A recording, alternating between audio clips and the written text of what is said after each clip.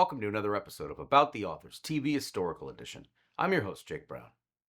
The Hollywood Reporter recently declared, after reading one of Ben Macintyre's books, that not since Ian Fleming and John le Carre has a spy writer so captivated readers. And let's face it, history can either be the most boring or fascinating subject in any reader's library, depending on the excitement and import or significance of the history itself, and the skill with which those writers capturing it on the page do so. And for more than 4 decades, Ben Macintyre has done just that via celebrated narrative nonfiction works like Agent Zigzag, the true wartime story of Eddie Chapman, lover, betrayer, hero, and spy, where the Spectator posed that if Ben Macintyre had presented this story as a novel, it would have been denounced as far too unlikely, yet every word of it is true. Moreover, he has that enviable gift, the inability to write a dull sentence, while the London Observer felt that Macintyre tells Chapman's tale in a perfect pitch, where the New Yorker found Operation Mincemeat, the true spy story that changed the course of World War II, to be brilliant and absurdly entertaining, while the Times London called it a tribute to his impressive abilities as a sleuth, one that we've witnessed in his previous books, and to his capacities as a writer. Championed by readers around the world from his first published work, Forgotten Fatherland, The Search for Elizabeth Nietzsche, onward, the Times Literary Supplement called his debut engaging and entertaining, and the Los Angeles Times Book Review felt within the pages of The Englishman's Daughter, a true story of love and betrayal in World War I, that everything comes alive, while Atlantic Monthly congratulated the Napoleon of Crime, the life and times of Adam Worth, master thief, as engaging, and Independent on Sunday called it a most remarkable and entertaining biography. It's a highly charged thriller, a moving love affair, a dramatic history of the Victorian criminal underworld, a notable tragedy. And the Library Journal admired Macintyre within reading The Man Who Would Be King, the first American in Afghanistan, as a well-respected journalist historian drawn to themes of empire and tales of 19th century characters. Entertainment Weekly observed within Double Cross the true story of the D-Day spies, that as in his earlier bestsellers about World War II spycraft, Macintyre writes with novelistic flair, while the London Evening Standard reasoned that the author is a master of leading the reader down some very torturous paths while ensuring they never lose their bearings. He's terrific too at animating his characters with the most succinct touches, gripping. USA Today called A Spy Among Friends, Kim Philby and The Great Betrayal, is a crisply written tale of a classic intelligence case that remains relevant more than 50 years later. The New York Times, meanwhile, hoisted Rogue Heroes, the history of the SAS, secret special forces unit that sabotaged the Nazis and changed the nature of war, as the best and most complete version of their tale within a highly enjoyable and entertaining narrative, while the Evening Standard, in selecting this as a book of the year, admired the way in which the writer has a wonderful eye for eccentricity, and the narrative is peppered with extraordinary characters. The Washington Post would make the important point with The Spy and the Traitor, the greatest espionage story of the Cold War, as an example that Macintyre by then had become the preeminent popular chronicler of British intelligence history because he understands the essence of the business. An expertise on display once again in Agent Sonya, lover, mother, soldier, spy, while singing the equal praises of Colditz, Prisoners of the Castle, as a story where he so seamlessly fuses so many different accounts that the compilation creates something more profound than a simple escape yarn, and inspired Airmail to recommend that you set aside a few hours for this book, since once you start reading, you will not stop to the last page.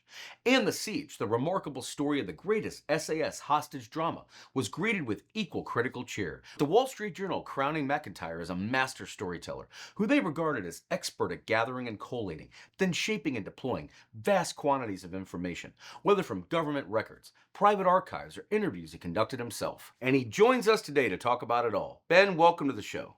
The New York Times once called you John le Carre's nonfiction counterpart. When you were a kid, could we have found you reading both fiction and nonfiction with equal interest? And when did historical stories begin to fascinate you as a reader before you began writing them?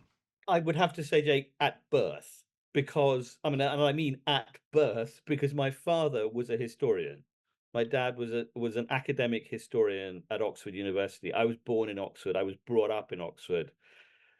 He was, he was a brilliant scholar and historian. He died very young, but he was, he we didn't our interests in history didn't really intersect. He was an Irish national history historian. I mean, he was 18th and 19th century Ireland.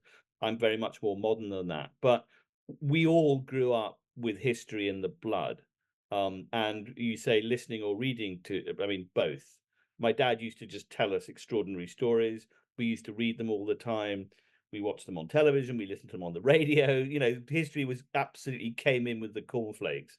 I'm not the. I mean, I did history at Cambridge University. My father was at Oxford, so he didn't want us to go to Oxford. So myself and my brother and sister, we all studied history, and we all studied it at Cambridge. So the answer is that it's really was there right from the word go. So, and I think that's kind of, I mean, my sorts of history, and we can discuss this, are different from scholarly history. I don't write academic works. I write works of narrative nonfiction, but they are deeply bedded in research. And that, I guess, is one of the things that came from Dad as well, was that there has to be an absolutely strict line between history and historical fiction.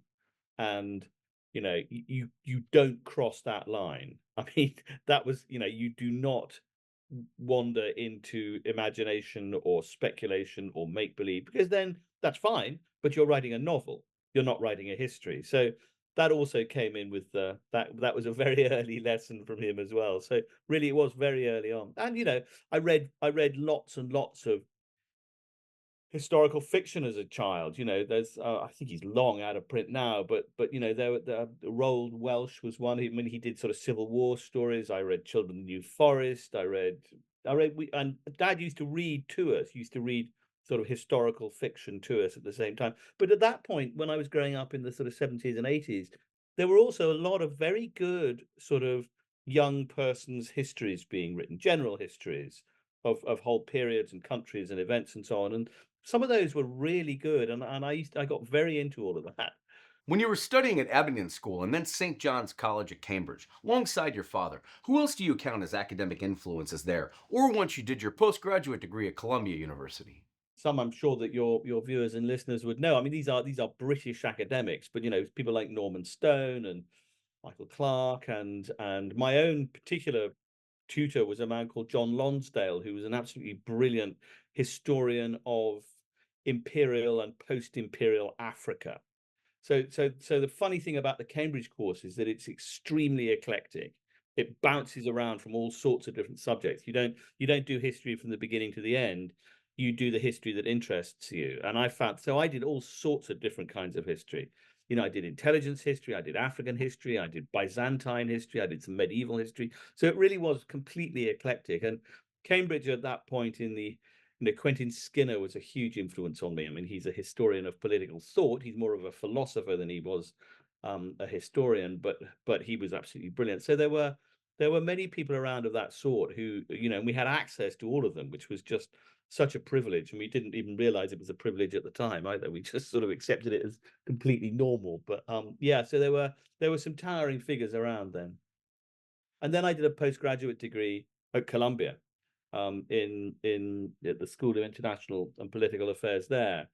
And there were some extraordinary lecturers as well. I mean, Zbigniew Brzezinski, for example, was one of our course leaders. I mean, he gave a whole series of lectures, and those were absolutely incredible. So I feel I've been incredibly lucky in meeting sort of some really interesting historians. The Sunday Times in the UK would celebrate within the pages of your debut book, Forgotten Fatherland, The Search for Elizabeth Nietzsche, that Macintyre's journey and the descriptions of what he found, concluding that they make compelling reading. But more fascinating still is the story the author interweaves with his discovery of Nueva Germania, that of Elizabeth's own life, and her deliberate distortions of her brother's philosophy to make it accord with her own. Was this book born out of a thesis that you did in the course of earning your postgraduate degree? That was afterwards. So when I left Columbia, I became a journalist, which I still am. I still work for the Times of London. Journalism is still half my life. I write a column for the Times. I've worked on the Times of London, I should say, for 30 odd years, 35 years. So I've been there a long time. So I became a journalist immediately after Columbia, and then I worked for a Sunday paper, and then a Sunday paper that actually folded. It didn't survive. And after that, I set off to go and do the book about Elizabeth Nietzsche, which is an odd kind of book. I mean, I loved it, but it was a book, and this is going back, God, nearly 30 years now, more actually.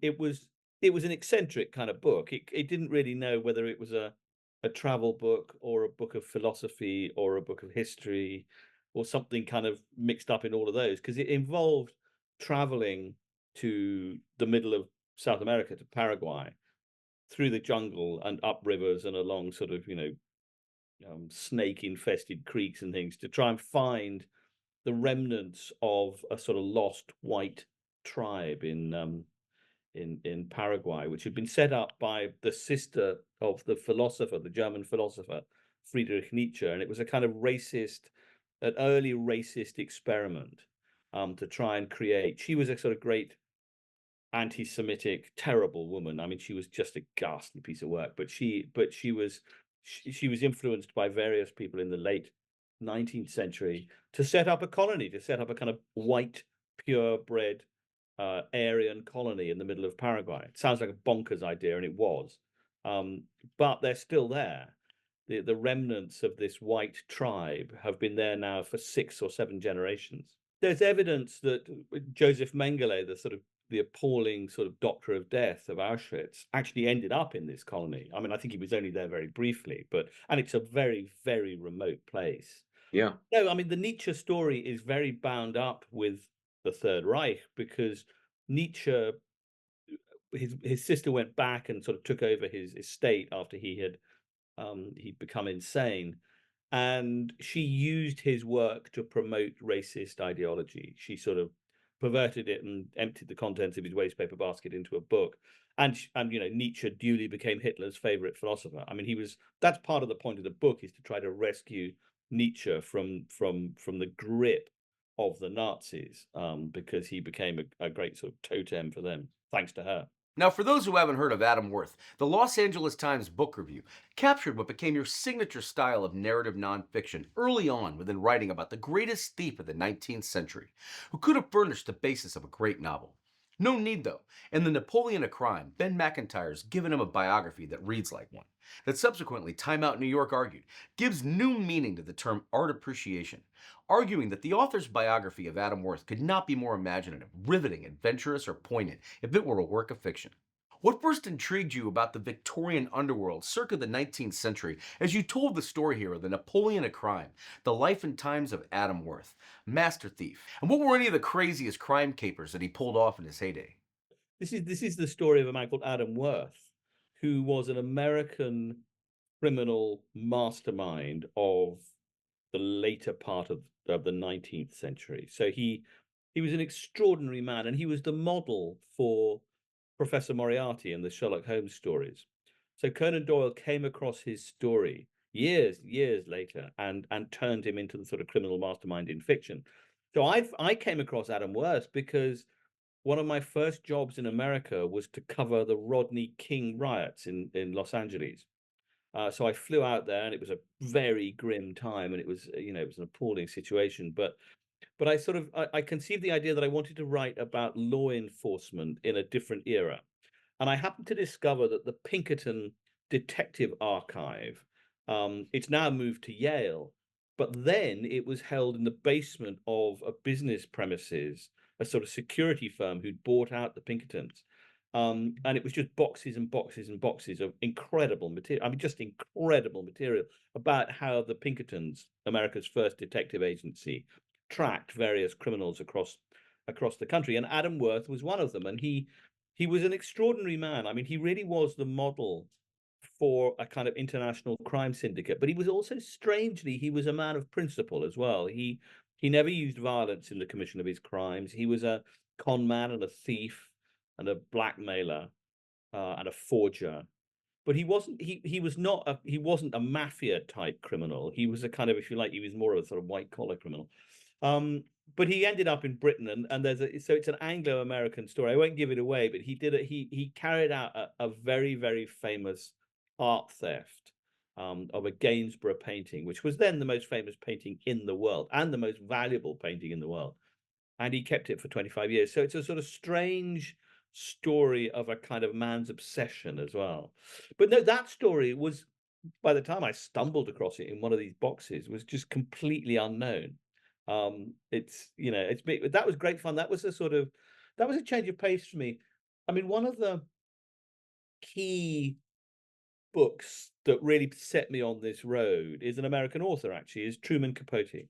So when I read In Cold Blood, which I read as a boy and then reread again in my 20s, that seemed to me to be a brilliant example. I mean, we know it is flawed now. We know it wasn't purely nonfiction. We know there are elements of it, to my distress, that were kind of made up, I think. But to me, that seemed to me to be proof that you could write a nonfiction novel, that it's possible to write something that is so densely packed with real evidence that nonetheless it is true. So I guess that in a way was my inspiration, was to sort of try and write books that feel like novels, that feel as if they have that sort of narrative drive and that propulsion and so on, but yet every word is true.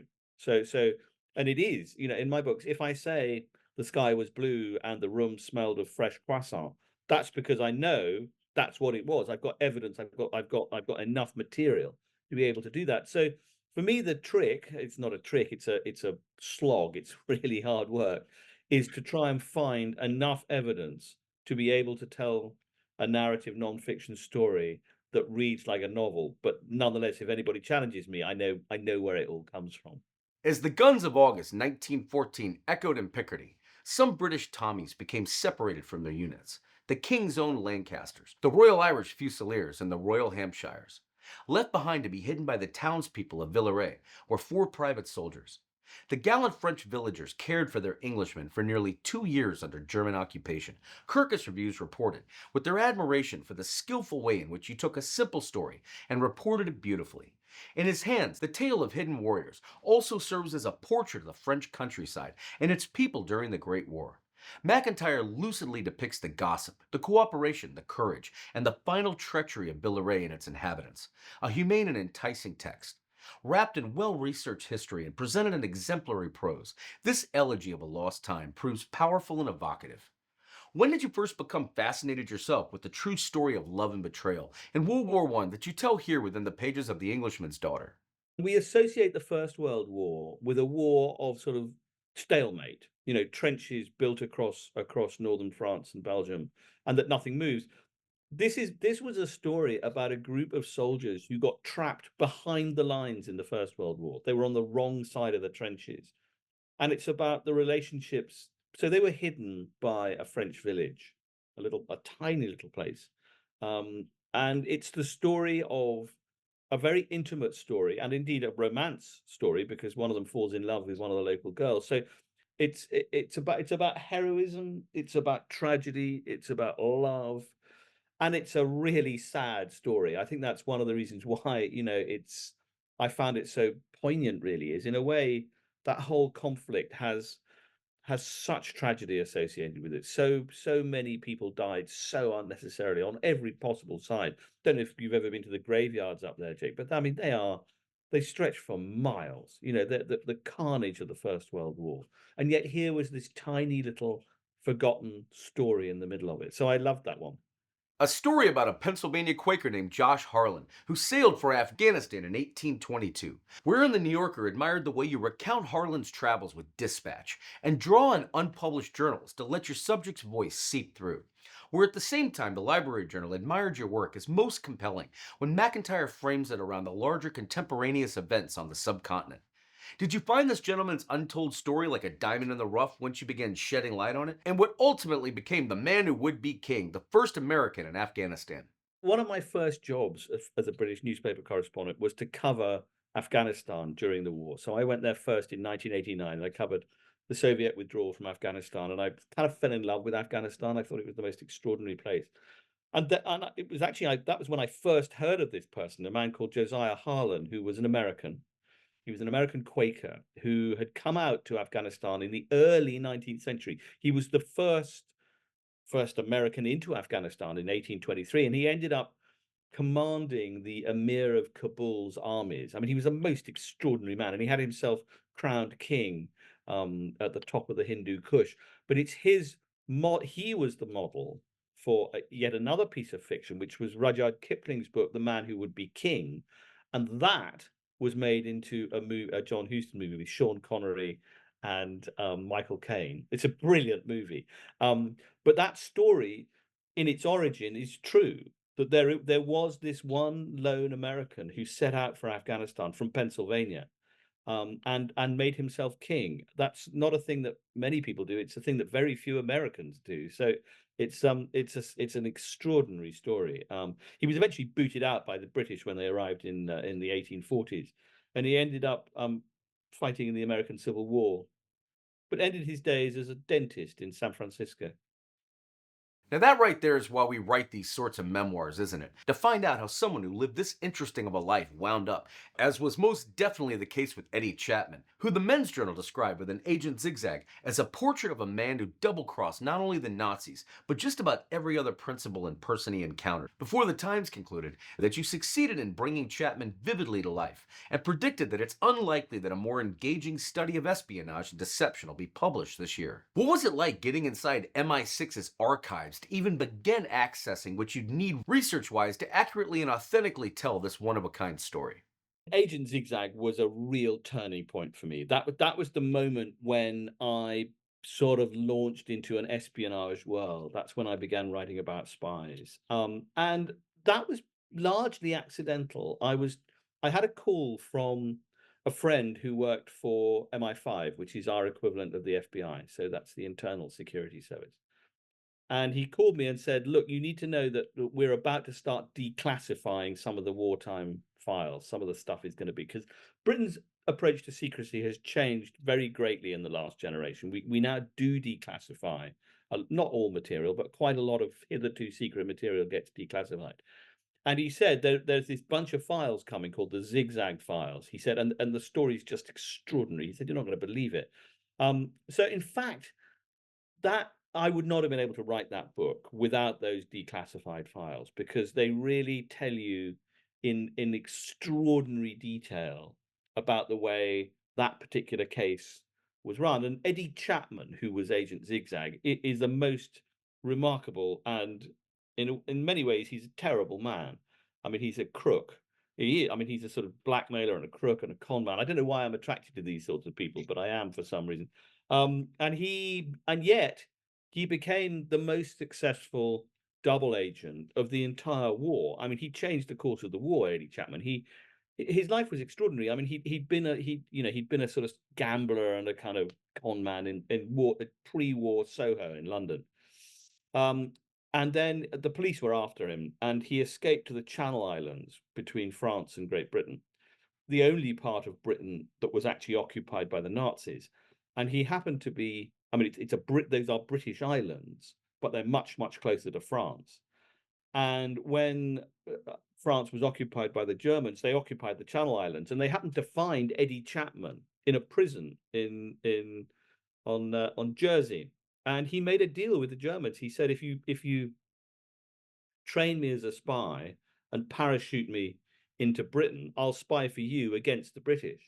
And sure enough, that's what they did. They got him out of prison. They trained him up as an agent. They trained him in wireless telegraphy, and they dropped him into Cambridgeshire, not far from my old alma mater in 1941.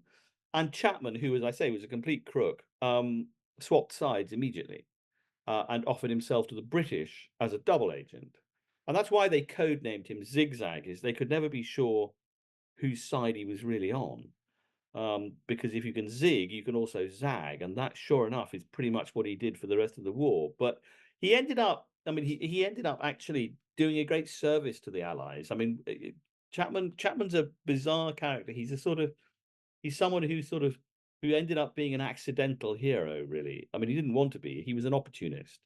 And he went straight back to crime after the war. He became a criminal full time again thereafter. So he was completely incorrigible, but rather attractive and very handsome in his way, and a terrible sort of womanizer, but incredibly good fun, I think. I think if you'd ever met him, you'd have really enjoyed his company, but at the end of the evening, he'd have stolen your wallet. Did he wind up in prison? He never went back to prison, because every time he was arrested for anything, MI5, the security service, would intervene and say, "Sorry, old chap, I'm afraid you can't prosecute him because he's one of ours." So he had a kind of get out of jail free card pretty much for the rest of his life. Speaking of MI5 and MI6, it seems pretty well established that Ian Fleming worked for British intelligence in some capacity or another. When you sat down to write for Your Eyes Only, which the Spectator congratulated as marvelously entertaining and informative, and the Sunday Times called thrilling, and the Literary Review cheered on as an entertaining mix of history, espionage, biography, and post war sociology, did you have contacts to call in here among your intelligence sources to separate the fact from the fiction? Or did they think it was such a cool idea that MI6 let you in the doors voluntarily to mine their archives? This was a book I wrote to go with an exhibition in London of Ian Fleming and James Bond, and the book is really an attempt to try and work out where Ian Fleming the person ends and where James Bond the fictional creation begins. So it was really a sort of historical look at Fleming's life and trying to work out where the stories came from. Because you're right, I mean Fleming was involved in intelligence during the war. He'd been assistant to the head of naval intelligence, who was a man called Admiral Sir John Godfrey, who was the model for M in the James Bond stories. And a lot of what Fleming wrote about after the war, and of course he didn't write a novel until the war was over, but a lot of what he wrote about came from the people he'd met and the cases he'd run and the people he'd been involved with during the war. And so it's that area that I've always been interested in. It's where fact and fiction meet each other. I mean, Fleming was an extraordinary figure. In a way, he was very unlike James Bond. He was very unconfident in lots of ways. He drank and smoked like a chimney. He kind of he was a bit of a sort of lounge lizard, really. I think he was he was less of a Lothario, really, than a kind of unsafe in taxis. But there is an awful lot of his fiction comes from fact, and I loved trying to tease out the two. So that's what that book was about. What is it about Bond? I think it's partly that we're fascinated as a sort of species by the idea of living a double life. That you can appear to be something on the outside. You might look like, I don't know, an accountant or I don't know, a surveyor on the outside, but you could be a secret agent underneath. And I think that's what Bond appeals to, is a sort of fantasy about being able to be a secret agent. You're sort of hidden in plain sight, as it were. But I mean, Bond is a fascinating figure because, of course, he's not really a spy. I mean, he's an assassin. I mean, he goes around the world killing people, which is not what MI6 does. In fact, I in the years I've spent working on this stuff, I've never found a single example of MI6 killing anybody. That's just not what they do. MI6 is an organization that goes out and recruits agents in foreign countries, essentially to spy against their own countries. James Bond never recruits a single agent. I mean, he doesn't need them. He just goes around killing the baddies. So he's like a kind of well, he's licensed to kill. And believe me, there ain't no license to kill in MI6. You'd have to be very careful. But I think that's why he appeals as a fantasy, really. He's a kind of he's an all action hero in a suit, hidden in a kind of secret organization. But I mean, Fleming's brilliance really was to create a new world. I mean, that's what all really great novelists do, is they create an artificial imaginary world and they lure the reader into it. Well, actually, in truth, that's not so far from what spies do.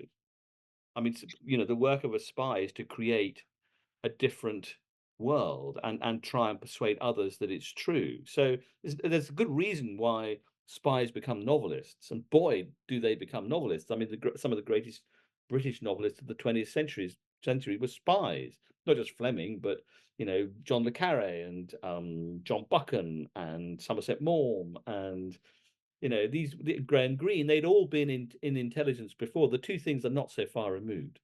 Turning to other real life intelligence agents that you profile on the page, the New York Times would crown Operation Mincemeat as utterly to employ a dead word thrilling, but to call it thus is to miss the point slightly in terms of admiring it properly. What makes it so winning, in addition to Mr. Macintyre's meticulous research and the layers of his historical understanding, is his elegant, jaunty, and very British high style. While the New Republic admired the nearly flawless true life picaresque that you crafted here, in zeroing in on one of the few times in war history when excessive literary imagination, instead of hobbling a clandestine enterprise, worked beyond its author's wildest dream. Almost indelibly rich with literary truffles, doppelgangers, obsession, transgression, and self fashioning, it's hard to overstate how cinematic this story really was. Please paint a picture for readers of just what sort of compelling history you were working with here, in the course of telling the true spy story that changed the course of World War II. Yeah, this is the story of Operation Mincemeat, that was made into a movie with Colin Firth and Matthew McFadden a couple of years ago.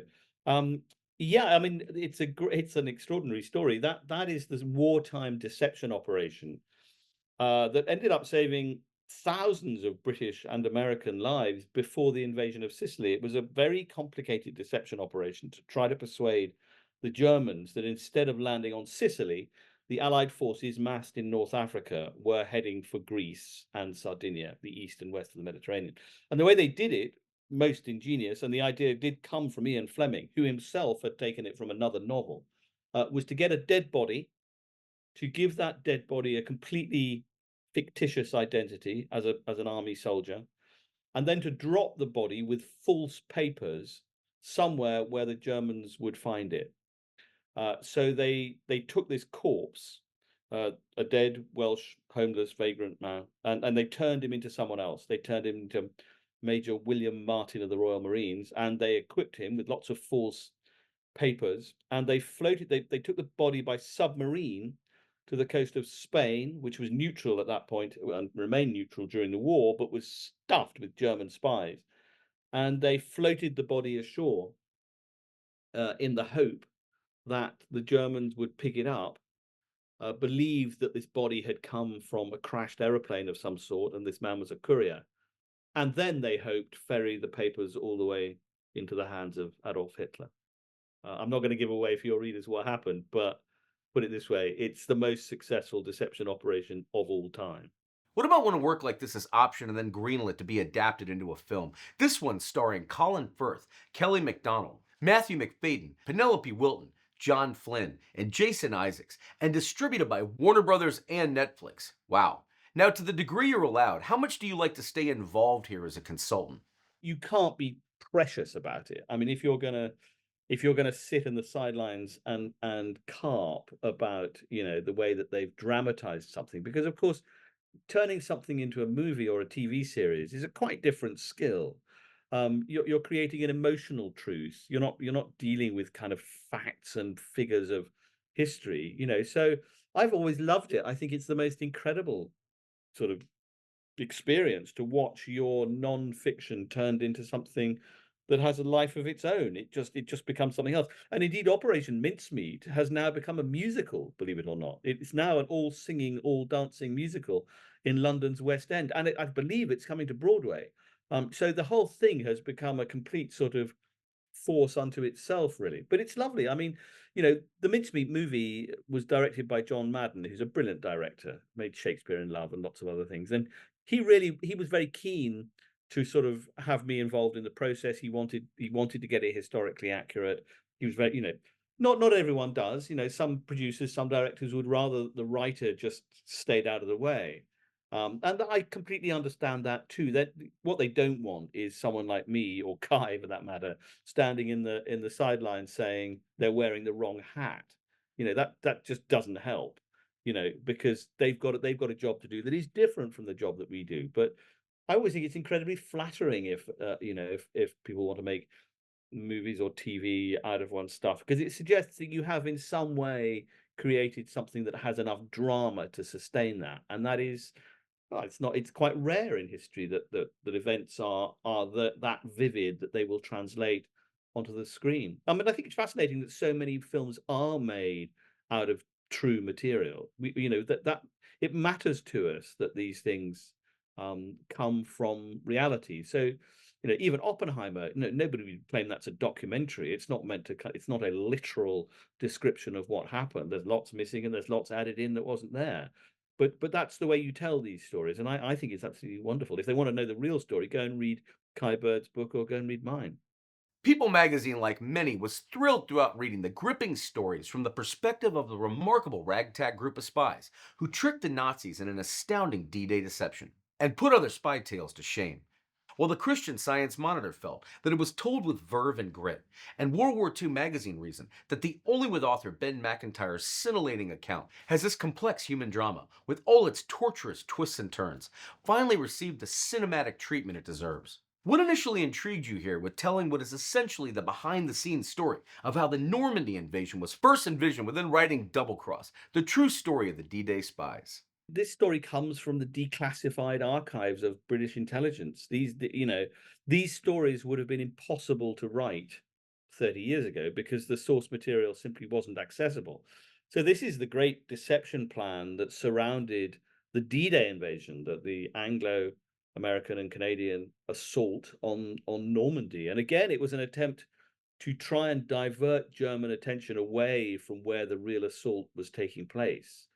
And it was incredibly successful, and it was done essentially through five double agents, five spies who had been recruited by the Germans and then variously turned or re-recruited by the British and to some extent the Americans as well. But it's a triumph of very, very complicated, masterly lying. It's about how to lie brilliantly and on a grand scale. And again, it had a dramatic impact. We know that it materially affected the D-Day invasion. It probably saved thousands, if not, I mean, maybe even tens of thousands of lives. So these spies working away behind the scenes really do make a difference sometimes. And probably far more often than they're allowed to get credit for, we'd imagine. Good thing you're putting them on the page here. Was that your same source well within writing A Spy Among Friends, Kim Philby and The Great Betrayal, which convinced Entertainment Weekly to argue that you deserve full credit for delivering this complex, continent hopping tale with clarity? The results in every sense a class act. It is, although this one actually, some of this material is still so sensitive that it's not been released. I mean, some of it is still highly classified. But this is the story of Kim Philby, who was the most notorious double agent of all time, really. I mean, he was a British upper class, well educated Englishman, been to Cambridge, been to all right schools, but was recruited by the Communist Party intelligence service, the NKVD, the predecessor to the KGB, in the 1930s. And he was a mole. He was a mole inside British intelligence, and he joined MI6, our foreign intelligence service, the equivalent of the CIA. And he rose up through the ranks of that organization, betraying it to Moscow every which way. And he's considered to be really the most successful penetration agent there has ever been. I mean, he hollowed out not just the MI6, but also the CIA. He ended up as head of station in Washington, D.C., where he knew all the CIA people, including particularly a man he'd known during the war called James Jesus Angleton, who was very, very senior within the CIA. And Angleton trusted him completely and handed over everything to Philby, and Philby handed it all over to the Soviet Union. I mean, many, many people died as a result. This is not a cost-free piece of betrayal. But that book really, in a way, focuses on the relationship between Philby and his closest friend, a man called Nicholas Elliott, who was also in MI6. So it's about what it feels like to discover that your greatest friend for 25 years actually turns out to be your worst enemy. He escaped. Let me just say that. He ended up in Moscow. Um, and his escape is very, very remarkable too. He died. He managed to get out. He managed to get away just as the British were about to get him. Now, did they let him go? Quite possibly. Did they just not want the embarrassment of a trial? Quite possibly. But he died. He spent the rest of his days drinking himself to death in Moscow. So that's where he wound up. And this one too was adapted for the screen. Do you feel like a miniseries like this is more the ideal template to tell the story over, versus say in a more condensed 2 hour time frame for a film? That was also made into a TV series with Damian Lewis and Guy Pearce in the key roles, which was wonderful actually. That was a six-parter, and that really did burrow down deep into the kind of the nature of spycraft and what espionage is really about. The Times, like many, were immediately swept away within your coverage of the SAS in North Africa and later Italy, France, and Germany, calling it brilliant, blending gripping narratives of fighting with descriptions of the fears of individual soldiers before battle and their reactions to its horror. Britain's martial pantheon is full of outnumbered heroes who wouldn't throw in the sponge. Henry V's band of brothers in Agincourt, the Redcoats at Waterloo, The defenders of Rorke's Drift and the paras who charged at Goose Green are part of the tradition that embraces the SAS. This book explains why. What did you initially set out to What were your initial ambitions within wanting to write the history of the Britain's secret special forces unit that sabotaged the Nazis and changed the nature of war? I mean, the SAS was really the first effective special forces unit. The SAS trained up Delta Force. They trained up the Navy SEALs. They were the first, and they operated in North Africa initially, behind the lines in North Africa. They were parachuted in to attack German and Italian airfields in North Africa. No one had ever really done asymmetric warfare like this before. This was the first real attempt to use highly trained small units of saboteurs really behind the lines. So they were extremely brave. They were reckless. Some of them were at least half mad. And the origin of that book, SAS Rogue Heroes, came about because for the first time, the SAS, which is an intensely secretive organization, gave me authority to go into their archive. So no one had ever used their. So this was the first authorized book about the SAS. I mean, I was initially rather dubious about this project. I have to say, even though it was access to material that no one had really used, no one had ever seen before, including the SAS themselves. They hadn't opened any of these boxes. So that was a huge privilege. On the other hand, I didn't want to do it if I was going to be controlled by the SAS. This was an authorized book, but that didn't mean it was going to be an official book. And before I even started it, I needed to have an absolutely firm commitment from the regiment itself that they would not try to change the text, that they wouldn't try and take out things that didn't reflect well on the regiment, that they wouldn't try and sanitize this account, because these are tough people. They did some very brutal things. This is the red mist of war. This isn't some sort of easy infantry division that just marches in. Not that that's easy. I'm not saying that, but these are people who are employed and trained to carry out operations on the very edge of what we regard as militarily acceptable. And I didn't want to be in the position of having to take anything out. So I didn't even start it until I had a firm promise from them that they would not try and tamper with it. And they, in fairness, they didn't. I mean, the only thing that they asked me to take out, and it was a request, they couldn't force me, was to do with the death of a particular soldier, which was particularly appalling and described in very vivid detail in these archives. And they said in a very humane way, his daughter is still alive. She will find reading this almost impossible. Can you either tone it down or take it out? And I toned it down. But that was the only thing. The rest of it, I mean, all the bad boy stuff, they were perfectly happy to, not happy, but prepared to see published, because there's no point in doing a history if it's not warts and all, because otherwise it's not history, it's PR. The legendary John le Carre would call The Spy and the Traitor the best true spy story I ever read, and the Washington Post admired you for being fastidious about tradecraft details. What, in your opinion, made this the greatest espionage story of the Cold War? Most spy stories, and this sounds odd from someone who's written a lot of spy stories, most spy stories don't make a huge amount of difference to the world. They don't actually strategically change the way states behave or governments behave. This one did.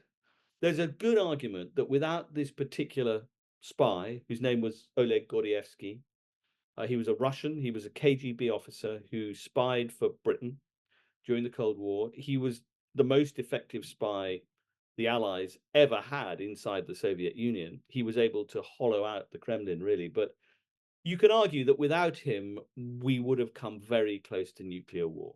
He was able to identify a key operation which clearly proved that the Kremlin believed that the West was about to launch a first strike.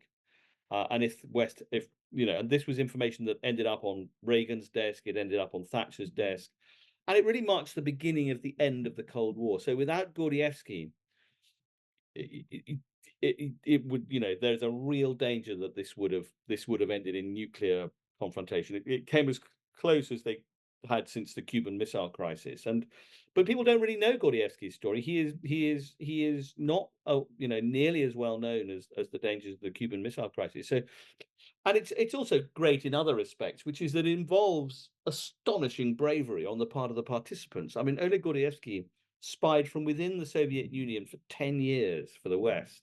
You know, he was in daily danger of being captured, tortured, and executed. And yet he did it. And he's still around. He still lives in a safe house in Great Britain. And his escape attempt is very remarkable. The Guardian admired within the balance you struck in writing Agent Sonya that you did so with the diligence and insight of a journalist and panache of a born storyteller. Was Ursula Burton's a case where you come across someone's life you want to document for the record books, file it away, and say, one day I'll tell this story as you did here in Lover, Mother, Soldier Spy? It was a bit. I mean, Ursula Kaczynski Burton, as she was, she crops up in quite a lot of the literature, and she does. She's always a sort of side figure. She's sort of mentioned, but only in passing. But I think because she was a woman, her story had never been really told before. But boy, she was extraordinary. I mean, and she was. But in a way, this is from the other end of the telescope. I mean, she was communist. She was a woman, and she spied for the KGB for a decade, for 2 decades, and she was probably the most effective female spy of the 20th century. She was extraordinarily brave, but she was spying against us. She was not on the side of the. I mean, that's why some people find her a difficult story. Is if they're looking for simple moral black and white, America is always right and Britain is always right and the commies are always wrong. They're going to find this story a bit difficult because actually, in some ways, she's an anti-heroine.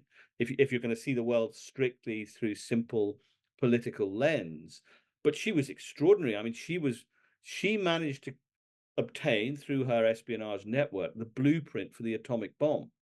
So when that was being developed in the UK, one of her main agents, a man called Klaus Fuchs, was the main communist spy inside that, the Tube Alloys project, as it was then codenamed.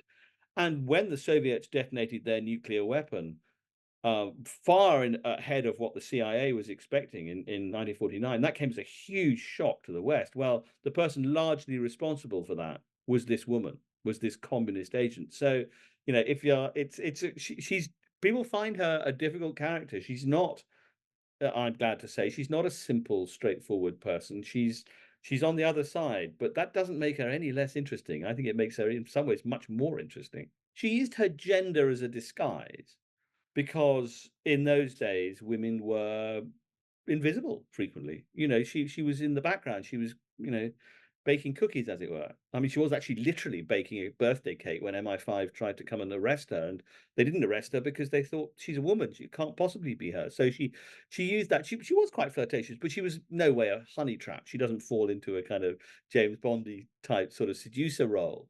But she undoubtedly used her gender as a way of being invisible. I mean, people just didn't see her in a way that they would have seen a male agent. And even though they knew that, even when MI5 was closing in, they couldn't quite believe that a woman would be able to run an agent network of this sort. So they sort of assumed it was her husband who must be doing it. It wasn't, it was her. She had a very powerful radio transmitter built in the outside lavatory of her home in Oxfordshire, which she was communicating with Moscow with. I mean, she was really the greatest woman spy of the 20th century, but she wasn't on our side. I try not to sort of steer my readers towards obvious political or ideological conclusions. That's not for me to do. Politicians can do that sort of thing. I'm there to kind of give them the evidence to assemble it in a way that I hope is interesting and readable and makes you want to turn the page. But really, the moral decisions, that's up to the reader. They can decide how they want to think about it. And boy, they do. They make their own decisions. I know from the feedback. You get people have different views about how these things work. My task is to show how it works. The rest of it, it's up to you. Now, they call that the great bargain between author and reader, who usually get excited to read about a prison break in a book like Shawshank Redemption or The Count of Monte Cristo, and the one you chronicle here in Colditz, Prisoners of the Castle. However, it's important to note that this is a true life one, co starring Pat Reed, Indian Dr. Mazumdar, America's oldest paratrooper, Florimond Duke, and Christopher Clayton Hutton, the brilliant inventor employed by British intelligence to manufacture covert escape aids for POWs, among others here, that the Wall Street Journal argues you make your own in an entertaining yet objective and often moving account. What were some of the most fascinating elements of researching and chronicling what airmail focused in on as the famous escapes, but just as importantly, that gives a vivid picture of everyday life and what became Germany's most elite prison? Colditz was the most famous prisoner of war camp of all of them. I mean, it wasn't a concentration camp. These were captured Allied soldiers, British, American, French, Belgian, Dutch, all held in this extraordinary castle in East Germany. And this is the story of men, they're all men, trying to escape from this prison. And the way they do it, the ingenuity, the bravery, the resilience that goes into doing it.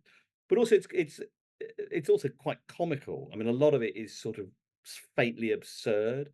The ways they live inside this extraordinary castle, and yeah. I mean, Prisoners of the Castle is just one of those stories that if you are of a certain age, you know what Colditz Castle means, and it's come to represent, the entire prisoner of war experience in Nazi Germany.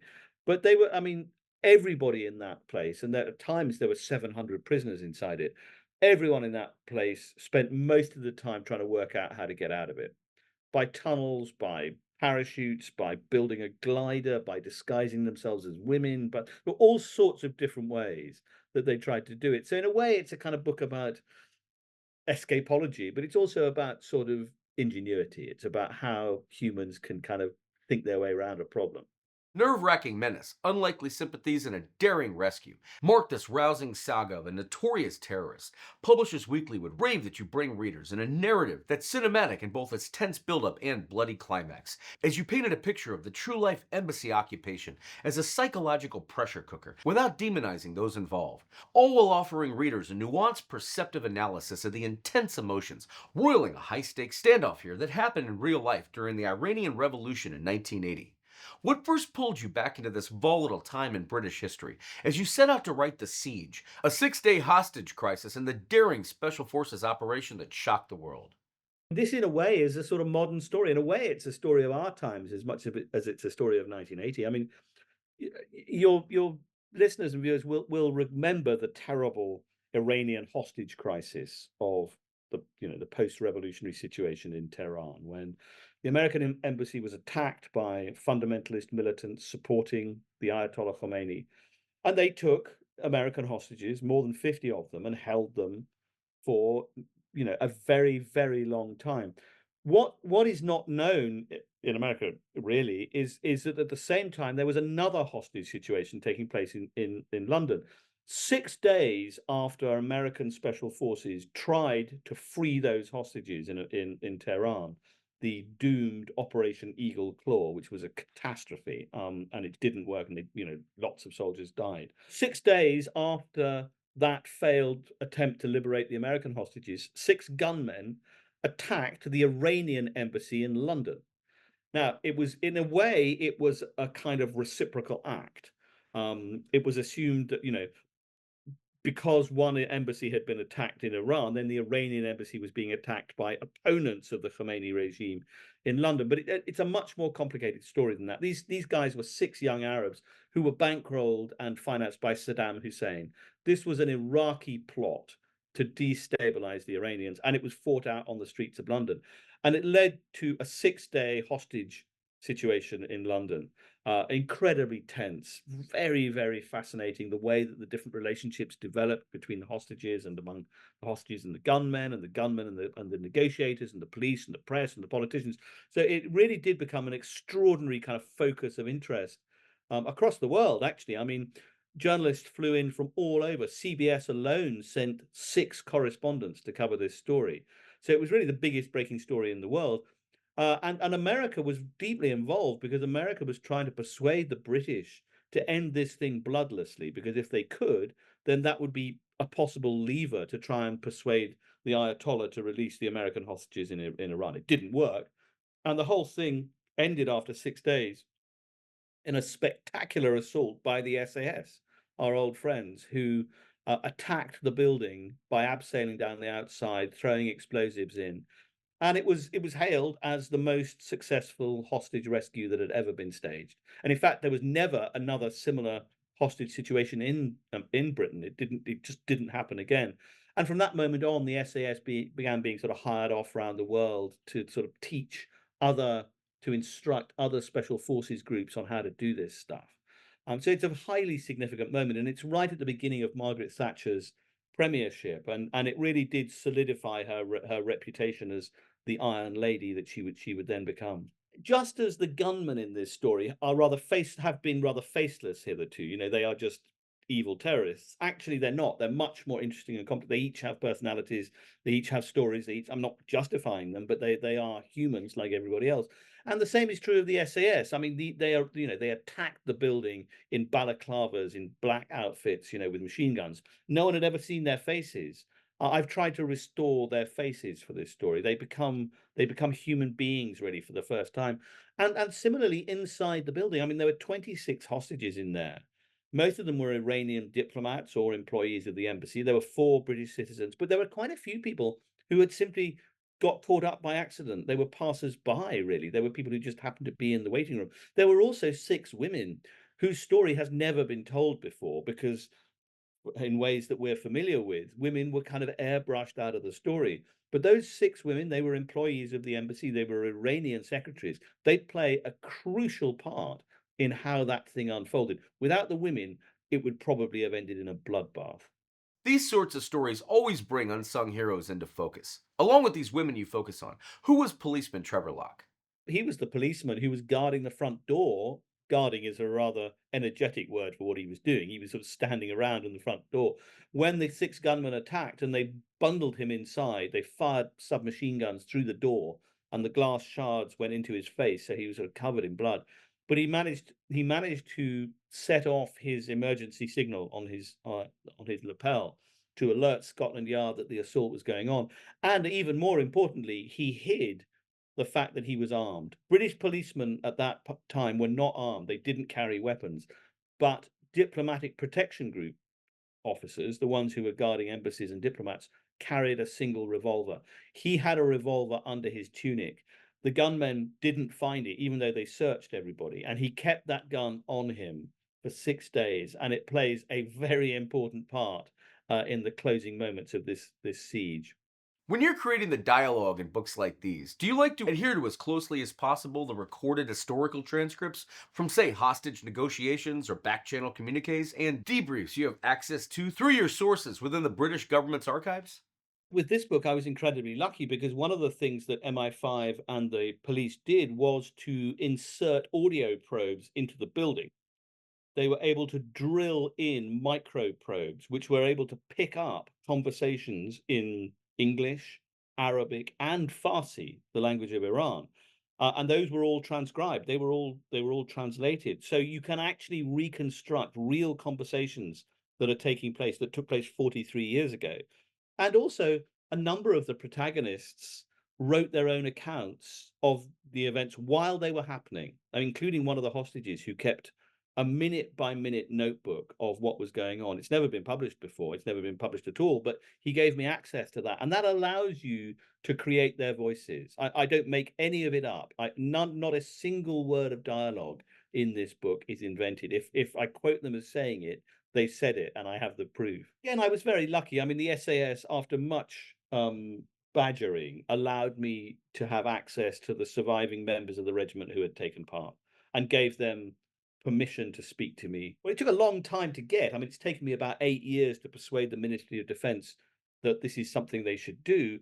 And I think they rightly came to the conclusion that these guys are nearing the end of their lives. They are in their 80s or 90s, even some of them, and that they deserve to be allowed to tell their story. In theory, SAS soldiers and officers are never supposed to speak about what they do. And most of them stick to that oath until they die.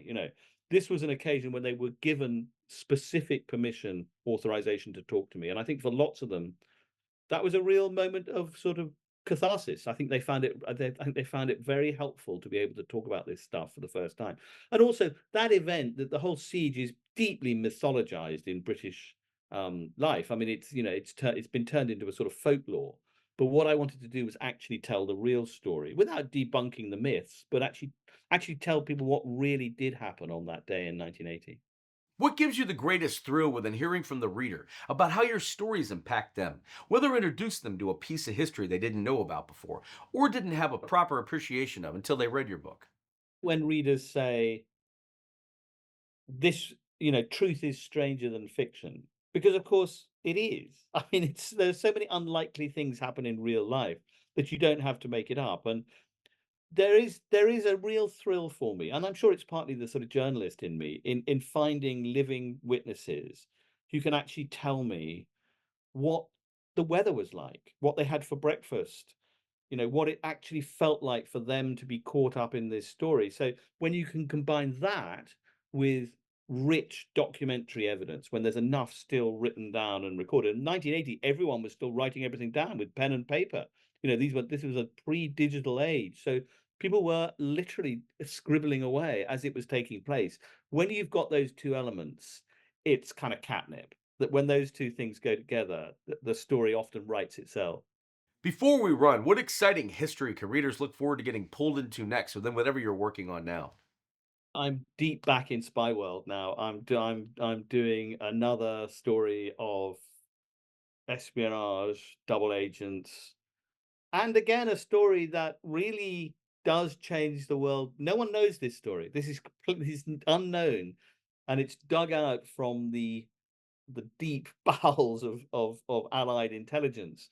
But if it hadn't happened, we would be living in a very, very different world today. So it's one of those few spy stories that really does make a significant difference. Finally, what do you tell the younger generation and historians specifically who want to document the past for their own future readership that might help them get there? My strongest advice to anyone setting out on this is, if you are relying on memory, if you are relying on other people's memory, memory is not truth. Memory Our memories are the stories we tell ourselves. They're the narratives we tell ourselves. They're not truth.